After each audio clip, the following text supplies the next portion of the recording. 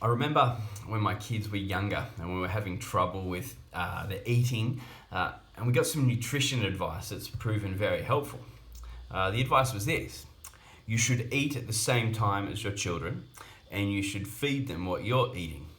Sounds simple, but it's proven effective. It's been really profound and helpful for us as a family, especially when one of our kids started out as a really picky eater.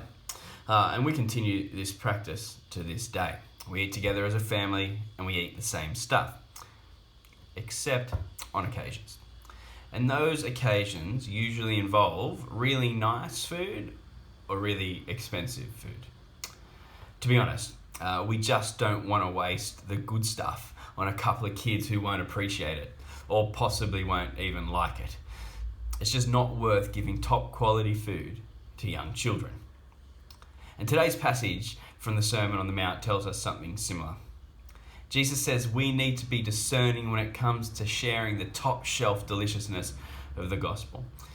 In Matthew 7 verse 6, Jesus says, "Do not give dogs what is sacred. Do not throw your pearls to pigs. If you do, they may trample them under their feet and turn and tear you to pieces." Jesus has just told us in verses 1 to 5 that we should not judge others. And right now, he's balancing that out and saying that we should also not be naive. This is a call to be discerning about a person's character when we are sharing with them the message of the kingdom of God. In this short little proverb, the pigs and the dogs represent those who reject the good news and even turn against those who have graciously shared it with them. And we're told to discontinue the sharing of the gospel with those who are hostile toward us. We do need to be careful though. We have to remember not to judge, as Jesus has just said. And so not to generalize, not to assume that certain people or certain communities or certain people groups are going to ignore us or mock us or attack us. This isn't an excuse to ignore our mandate for evangelism, nor is it a reprieve from difficult conversations. A New Testament scholar, Darrell Bock, puts it this way, and I quote, "As with other parts of Jesus' teaching, the point is not an absolute prohibition, because then the disciple could not share the gospel with those who are not responsive. Rather, the point is that the disciple is not obligated to share with those who are hard-hearted." Not obligated to share with those who are hard-hearted. End quote. Not surprisingly, I think we find a great example in the life of Jesus and his interactions with Herod in how to balance this out. Herod, at one time, heard John the Baptist gladly, and then, as we all know, had him beheaded.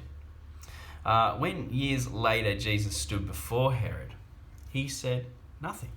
He remained silent. He knew the hostility and the anger of this man towards the message of the kingdom, so he remained silent. But later still, when he was questioned by Herod, he did give an answer.